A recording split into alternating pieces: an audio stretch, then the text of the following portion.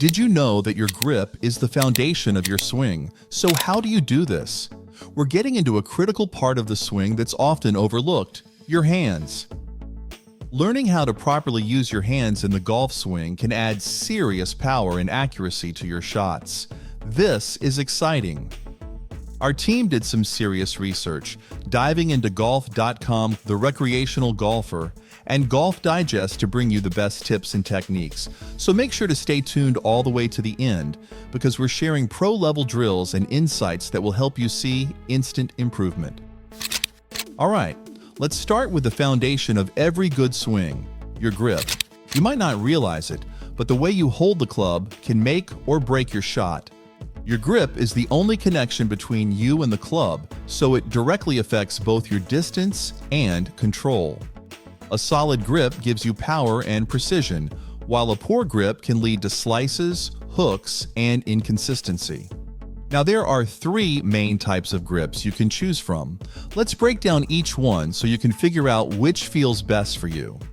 This is the most common grip among golfers, especially those with bigger hands.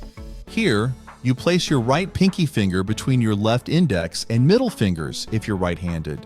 This overlap keeps your hands working as a unit, adding control while letting the wrists hinge naturally. Next up, the interlocking grip.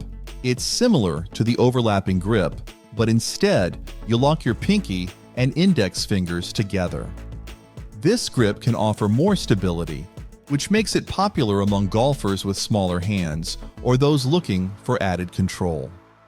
Fun fact: this is the grip used by legends like Tiger Woods and Jack Nicklaus. Finally, we have the 10-finger or baseball grip.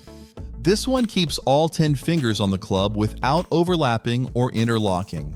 It's often the easiest grip to start with for beginners and junior players, as it gives a natural feel and can maximize power. Just keep in mind, it might reduce control, so give it a try and see how it feels for you. Once you've chosen your grip, the next step is grip pressure. Try out each grip type on the range and experiment with different pressures to find what gives you the most control. You're aiming for a firm, stable grip that feels natural without squeezing the life out of the club. Here's the thing: a solid, comfortable grip is the foundation that leads to consistent swings. When your grip feels natural, you can focus on your swing mechanics without fighting the club. So take the time to dial this in. Once you get this right, you're setting yourself up for powerful, controlled shots every time you step up to the ball. Now let's talk about the transition from your backswing to the downswing. This is where the magic happens for power and accuracy. In this crucial moment, your hands need to lead the movement while staying in sync with your body.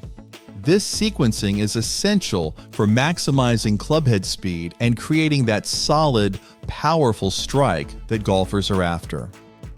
As you reach the top of your backswing, think of your hands as the leaders in the movement. By letting your hands initiate the transition, you're ensuring that your body will follow naturally, creating a smooth and powerful downswing. This motion is called a lug, and it's what builds up energy that's released just before impact, like a rubber band snapping back. One common mistake: letting your body get ahead of your hands, which can lead to casting the club or losing that precious lag. If your body jumps ahead, you'll lose power and potentially open the club face, leading to weaker shots or a dreaded slice. At impact, your hands should still be leading slightly ahead of the club head. This position promotes a downward strike, compressing the ball and transferring maximum energy. A common misconception is that you need to scoop the ball to get it airborne. In reality, when your hands are ahead at impact, you create a solid strike that sends the ball with a powerful, penetrating flight and helps with distance control. Keeping your hands ahead also allows for better control over the club face, which means more accurate shots. Remember, a well-timed impact is the key to clean, crisp shots that feel amazing. Finally, the follow-through. This stage is just as important as every other part of your swing. After impact, let your hands and wrists flow naturally, staying relaxed as the club comes around your body. A good follow-through means that you haven't forced or held back the swing. It keeps everything balanced and helps you finish in a comfortable, powerful position. Letting your hands continue through to a high finish ensures you're maximizing the energy of your swing and avoiding any tension that can lead to injuries or inconsistency. A great follow-through doesn't just look good. It shows that your hands, wrists, and body are working together seamlessly. If you want to fine-tune this part of your swing, try practicing with impact bags or swing-through drills.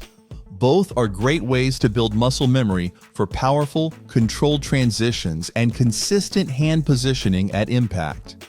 Remember, nailing the transition, impact, and follow-through phases is where power and control meet. With the right hand position and timing, you'll see a big difference in your distance and shot accuracy. Practice these techniques and let your hands lead the way. Now that you know how crucial your hands are in creating power and control, let's talk drills. Practicing the right drills can lock in these mechanics so they become second nature. I've got two of my favorite drills here to build better hand action and consistency at impact. This first drill, called the toe-up to toe-up drill, is fantastic for training wrist hinge and timing during the swing. Here's how it works. Start with a half swing, taking the club back to the toe-up position. That means the club face is pointing upward and your wrists have hinged. As you swing down and through, bring the club to another toe-up position on the other side. This drill is all about maintaining control of your wrist hinge and practicing that smooth, connected hand motion. With enough repetition, this drill will help you keep a solid wrist hinge, leading to a powerful release and accurate shots. Next up, the impact bag drill.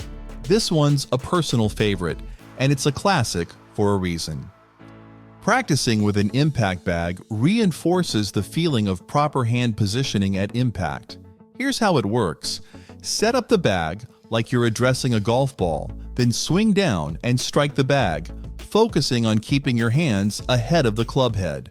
With each strike, focus on compressing the bag with your hands leading the club head. This motion trains your hands to stay in the lead, creating that powerful downward strike that compresses the ball for optimal control and distance. This drill is incredibly effective for building confidence at impact. With these hand techniques and drills, you're on your way to boosting both your distance and control out on the course. Remember, golf is all about consistent practice, so take these tips to the range and keep working on them. If you're hungry for more golf content, whether it's swing tips, drills, or strategies to improve your game, don't forget to subscribe to our channel.